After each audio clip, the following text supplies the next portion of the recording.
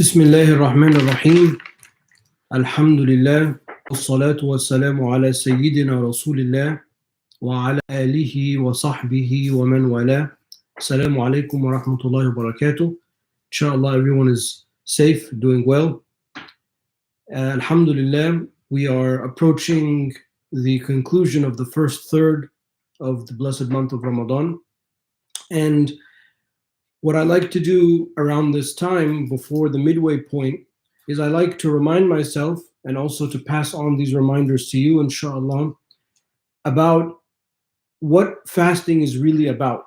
Now, we know that there is the legal fast, right? There is the fast that we can't eat, we can't drink between this time and this time.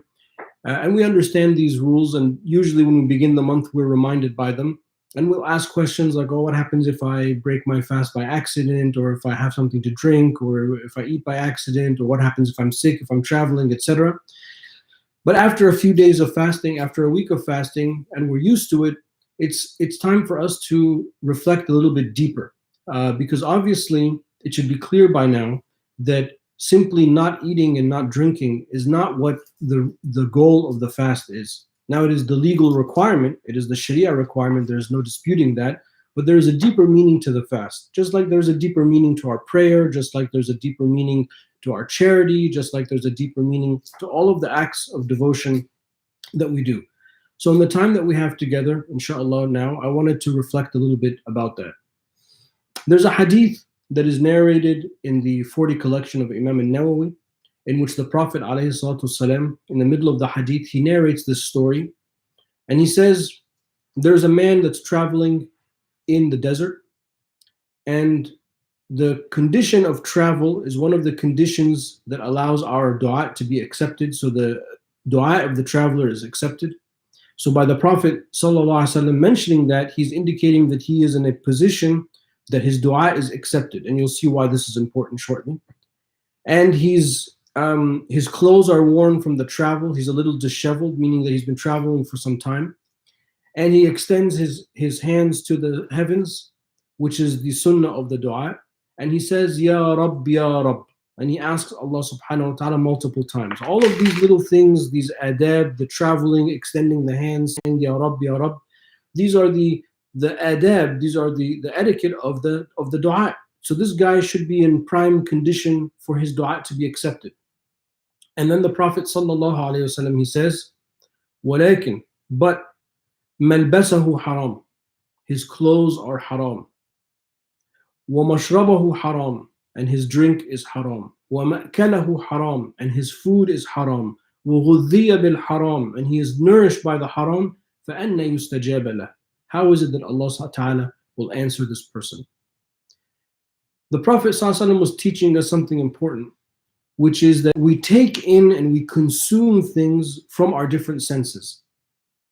We see things, we hear things, we say things, we touch things, we eat things, and all of these acts of consumption fundamentally have an impact on us, have an impact on what we call our heart. Of course, it has an impact on our physical body, but in this case, we are talking about the heart.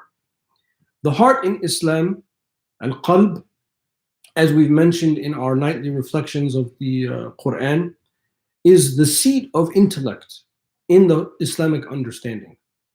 So the heart is what makes us human. It what gives us reason. What gives us feeling. It what gives us intellect. It what gives us the ability to communicate with one another.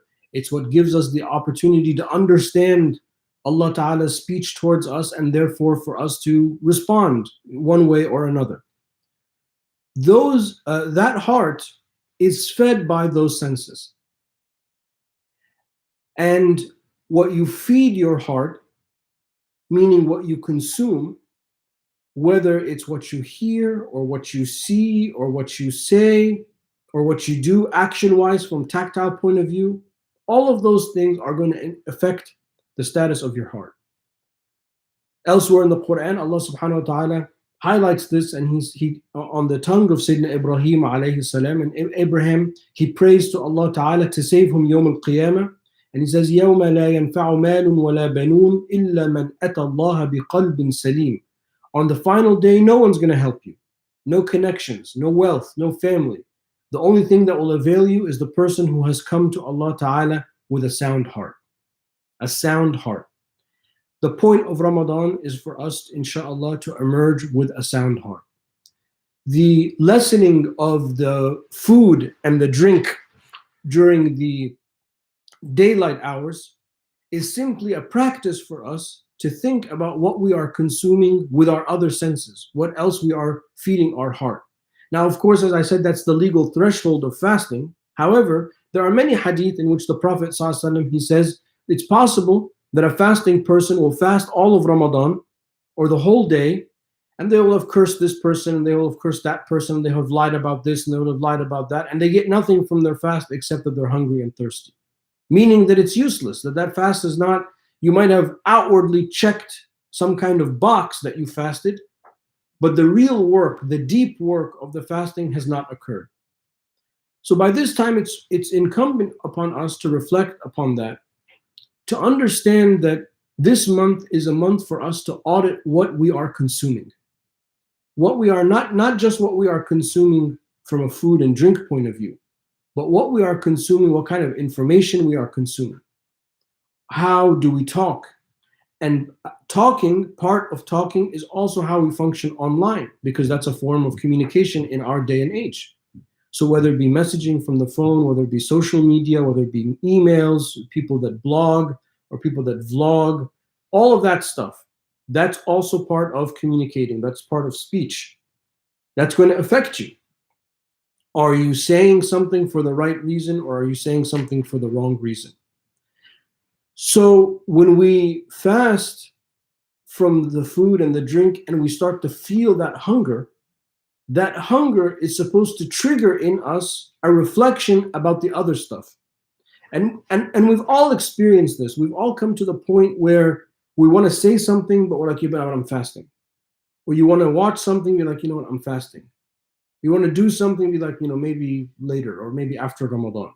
That is the point of the fast, or one of the points of the fast, is that the hunger and then the thirst and being a little bit tired triggers that realization, that understanding that you are fasting, that Allah Ta'ala is watching, that you are consuming this, you are consuming that, and therefore how will all of that impact your heart, how all of that will impact on your inside.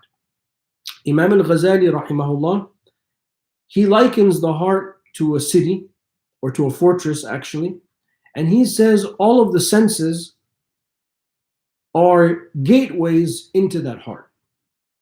And he says, just like if you were a king or a prince or queen or princess, and that's not important, and you were guarding that fort or fortress, or you were guarding that castle, meaning you would put guards on all of those gates.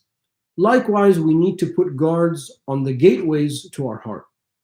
So we need to think about what are the things that we are saying, what are the things that we are doing, what are the things that we are doing online, how we are interacting with one another, how we are communicating with one another. All of these things are going to impact that city, the safety of that city, the safety of that fortress. And this is the Ramadan is the greatest opportunity that we have, because it is something that is legally legislated on us that we fast. So whether we were ready for Ramadan or not, Ramadan came. Whether we are blossoming with our fast or not, it's still Ramadan now, and we still have the majority of the month to go. So Ramadan is something that just springs up on us, whether you're ready for it or not. Now it's a moot point, we're in it. But the idea is for us to think and reflect upon some of these meanings. And therefore, we don't want to be like that person in that hadith, that outwardly they're doing the religious thing. So that person, when we said he was traveling, he extended his hands, Ya Rab, Ya Rab, outwardly he looks like he's Mr. Pious. But everything on the inside, what fuels him, is haram. His food, his drink, his clothes, maybe that means his income is also haram. And the Prophet ﷺ, he said, وَغُذِّيَ بِالْحَرَامِ. He is nourished by the haram. His entire nourishment is by that which is unlawful. So how is Allah going to help that person out? How is Allah Ta'ala going to answer the dua of that person? So we don't want to be like that person. We don't want to let the month go by and we haven't reflected on our consumption. We haven't reflected on what we say, whether it be in real life or whether it be online. And let me tell you that online stuff is very dangerous because it happens and you are so far removed from the people that you interact with that it's easy for you to say things that you would never say in real life. It is easy for you to front something or to posit an opinion or to look like you're championing an opinion that you would never have done if you were sort of at a dinner party or if you're at the mosque or if you're at a gathering with friends or family. So we have to be very, very careful with how we interact. And we have to be very, very careful in going through almost this audit, this consumption audit of what it is that we are consuming, what we are making, what we are taking, what we are eating. And I don't mean just food here, but I mean information, knowledge, etc. There's another reason why this topic is so important, and that is because of the current pandemic. We have all been forced to shelter at home, essentially, in various ways, most of us. We are also hypersensitive now to what we are consuming and how we are interacting with the outside world. So whether it be scanning the mail that you receive or packages that you receive, whether it be finding alternative ways to procure food rather than you going yourself to the grocery store or having it delivered, or going to the grocery store but having to cover your face and your hands, etc., and having disinfectants when you go and keeping the social distance, and all of that stuff is forcing us to go through an audit of consumption.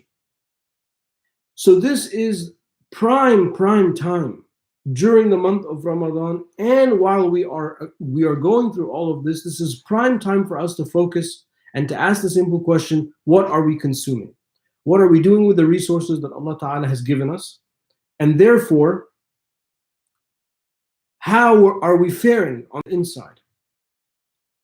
Have we had problems in the past? Maybe some of those problems we have brought on ourselves. And maybe we can find the solution simply in altering the way in which we consume. The greatest tragedy for the fasting person and the greatest tragedy for all of us that are in this pandemic is that we emerge from all of this without having reflected on any of these meanings. I'm not saying that the answer is you have to, leave your home and go to the hills and live in a cave. And I'm not saying any of that. But every time we consume something, we have made a decision. We have made a decision to buy something. We have made a decision to say something. We have made a decision to do something. We have made a decision to hear something. And in that decision, there will be some kind of impact on us. By auditing what we are consuming, we are going to trace what we are consuming. And even now in the marketplace, we have traceable goods. There's traceable food, there are traceable clothes, there are traceable commodities. So people want to get closer to the source of those commodities to ensure that there's transparency in the supply chain, that there is ethical trading behind those commodities. I mean, I'm using this as an example. This is essentially what Allah Ta'ala wants of us during the month of Ramadan, for us to trace the things that we are consuming. But why did I say that? Why do I always say that? Why do I always do that when I'm with these people, but I don't do that when I'm with this group of people, etc., etc.? To spend some time tracing and mapping out those things that we are consuming, those things that we are doing, because those are the gates to our heart. The more secure those gates are, if we had this actual castle or fortress, to use Imam al-Ghazali's example, we would not let anyone through the gate, right? We would be very concerned, and we would be very concerned with this idea of a Trojan horse that we know from, for those of us who have studied Greek and tragedy and ancient history, the idea of the Trojan horse during the Trojan War is that the troops were hidden inside the horse, and therefore the Trojan horse was let in the gates, and then the city fell because the people in the middle of the night escaped from the horse and massacred the city that was unguarded. So we have Trojan horses that we are consuming that we don't understand.